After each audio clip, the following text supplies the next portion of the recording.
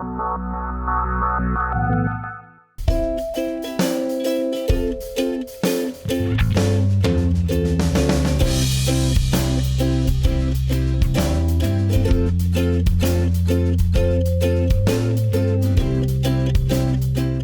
through my education, I went through with an all-girls institution.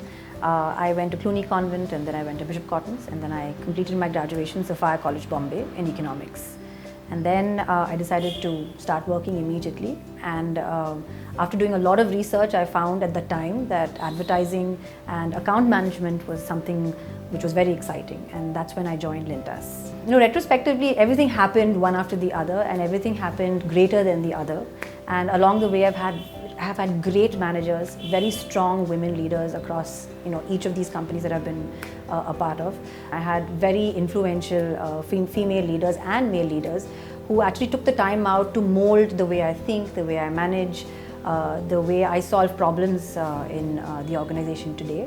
At Lintas, I was really young when I joined, but I had two very great managers. One was Preeti Maroli and the other one is Joseph George, who's currently the CEO of Lintas, and they really molded you know, a lot of problem-solving skills in me.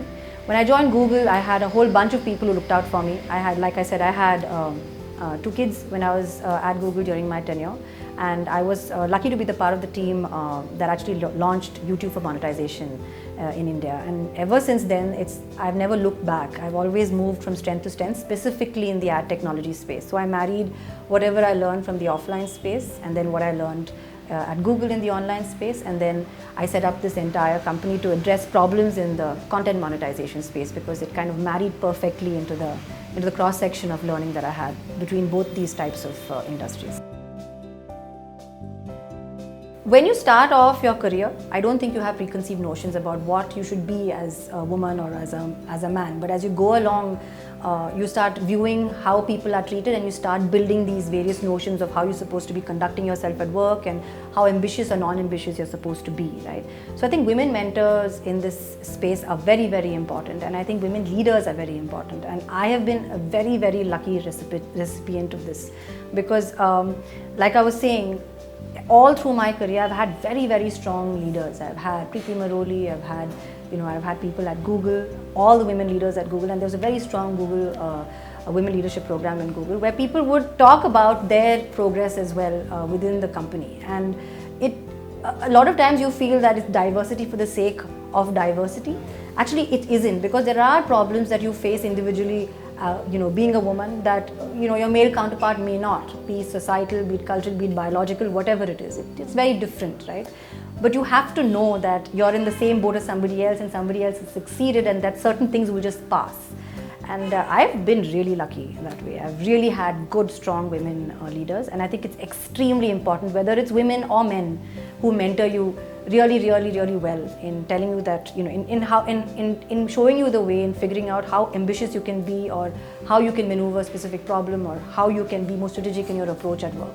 So I think it's very important.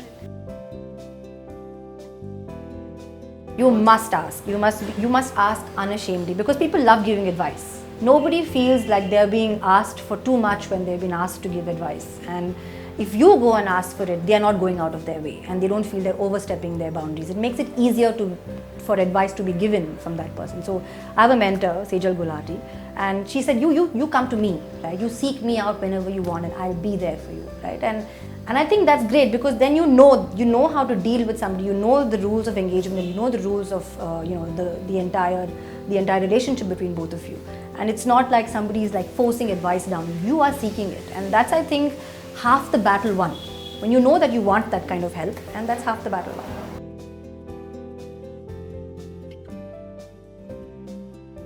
I think everything, you need to make sure that you're asking for it, and be unafraid about asking for it. A lot of times we second guess ourselves, thinking maybe we're not good enough. Maybe the other guy or other girl, put in more number of hours than I did, and maybe I'm not good enough, right? Or maybe this is the salary standard of the market. I mean, if you think you require a particular salary and you're able to justify it and quantify what you're doing, I think you yourself will be more aware of how you would be asking for it, right? Nobody's going to give you the highest offer. They're going to give you whatever they can as low, and then they have a entire buffer. So go and ask. So it is, you feel a little like you're saying, our culture doesn't allow us to sort of put ourselves out there. You always feel that this is what they're giving you and this is what you need to take. But I think you should ask. And what is the worst thing that can happen? They're going to say no. Just make peace with it and move on. So just imagine the worst case scenario, make peace with it, and then move on and ask for it. Because I always go prepared on how to say no. So, so that's always the case with us. So we always strategize, whether it's asking for money, whether it's asking for how to price your product. There's always a strategy behind why you're pricing yourself in a particular manner, or why you're offering a specific price to somebody. It cannot be an arbitrary number. It has to be something that comes with some level of understanding as to what you can afford, what value the person is bringing to the table, etc. But if the person puts up a good argument, I'm willing to listen. And I'm willing to let them win as well. I want us to be able to have a large group of people, and I want to make sure that we are able to work with a dynamic work culture and work ethic, and I want to be able to give back to a whole bunch of people what I learned over the last 13 years. It's not much, but like I said, I've had such great experiences, and we are such a great team of people who are so like-minded in why we should be working and what we should be doing. I want to be able to make sure that we are sort of paying that forward in the people that we recruit. So my main focus is to make sure that we grow this company and scale, and of course be able to solve problems in the ad tech space, which is currently extremely crowded, very confused, and I want to be able to be a go-to person as far as ad technology is concerned. I think all of us bring a little bit of something that the other person doesn't, and that's what makes the company the way it is, and it's a nice cross-section. So for example, Anand, my co-founder, brings in a whole bunch of data analytics, and therefore he's a very analytical bend of mind, right?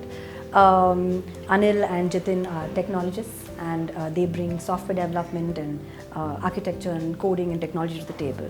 I think I bring a lot of free spirit to the table, and there's a lot of that comes in from me. And that's how we balance everybody else's serious bend of mind. But everybody else, I think, sort of feeds off each other's energy. We all have different energies, and I think that's what makes us fun, and that's what I look forward to coming to work every day. I did a scheme called Urban Basic Service Scheme, where I gave auto rickshaws to women.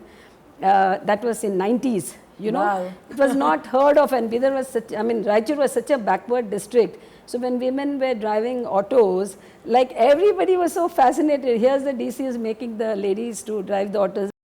One of the most important things for me has been to let go of the guilt, and for that you have to prioritize, be absolutely clear about the things that you are going to focus on and the things that you have to let go.